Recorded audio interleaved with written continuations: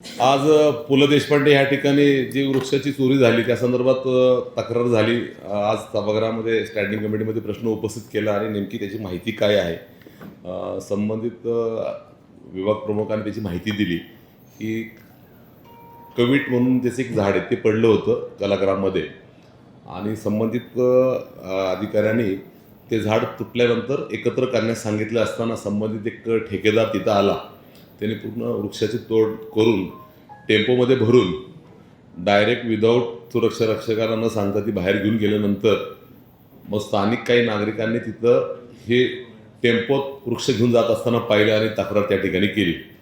तसेच आपले वृक्ष अधिकारी त्या ठिकाणी आले असता त्याच्या निदर्शनास आले की ही वृक्ष तोडल्यावर त्यांनी ती वृक्ष सर्व ही परस्पर घेऊन गेली. त्यामुळे त्या संदर्भात आज असं प्रशासनानं ठरलं की ज्यांनी इल्लिगल बिना परवानगी वृक्षाची तोड केली, वृक्ष न सांगता त्या ठिकाणी घेऊन जाऊन त्याची चोरी केली, त्या ठेकेदारावर असेल आणि महानगरपालिकेचा जर निष्काळजीपणा असेल किंवा तो संबंधित तिथला वृक्ष अधिकारी असेल तर त्याच्यावर कारवाई करावी. त्या संदर्भात आज माननीय आयुक्तांनी चौकशी करण्याचे आदेश दिलेत. महापालिकेत चौकशी जो दोषी ठरेल त्याच्यावर ते कारवाई होईल. संबंधित ठेकेदार जर तो ठेकेदार महानगरपालिकेचा असेल, विना परवाना जर त्यांनी नेलं असेल तर त्याच्यावर त्याचं ब्लॅकलिस्ट करावं, त्याचा परवाना रद्द करावं. त्याच्यावर गुन्हा दाखल आता पोलिसांनी केला आहे आणि संबंधित जो वृक्ष अधिकारी त्याच्यावरही कारवाई करायसंदर्भात सांगितले. माननीय घोरपडे साहेबांनी या संदर्भामध्ये पूर्ण माहिती घेऊन 1-2 दिवसामध्येच डिटेल जी आहे त्यावर चर्चा झाली. तसंच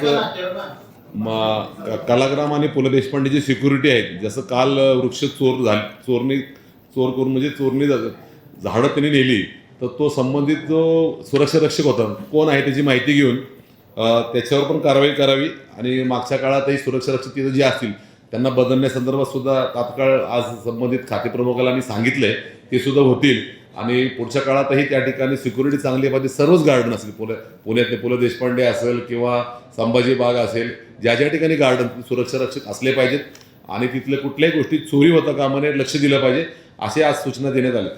आज चर्चेत झाली की बाबा सर्वच आपल्या महानगरपालिकेच्या जेवढ्या प्रॉपर्टीज आहेत त्याची काळजी घेतली पाहिजे. मग गार्डन असेल किंवा आपल्या सगळ्या प्रॉपर्टीज असेल, मग ती झाडं कुठली आहेत, किती वर्षाची ती पडली तर मग त्याचं महानगरपालिकेच्या माध्यमातून त्याची विल्हेवाट लावलीत का, मग त्याचं कारण काय. नक्कीच आपण आपल्या सगळे वृक्ष असतील त्याची काळजी केली पाहिजे, करणार आहोत. आज चर्चा झाली. संबंधित वृक्ष अधिकाऱ्यावर एखादा गुन्हा दाखल झाला, प्रश्न उपस्थित झाले, एखाद्यावर गुन्हा दाखल झाला तर मला असं वाटतं की मेसेज जातो की ह्या शहरामधले कुठले वृक्ष असेल त्याची चोरी करणं तोडणं हा गुन्हा आहे आणि सर्वजण आपण पुणे शहरातले सर्वच जण आपल्याला वृक्ष जगवायची आहेत, वृक्ष लागवड करायची, जोपासना करायची हे आपला उद्देश आहे.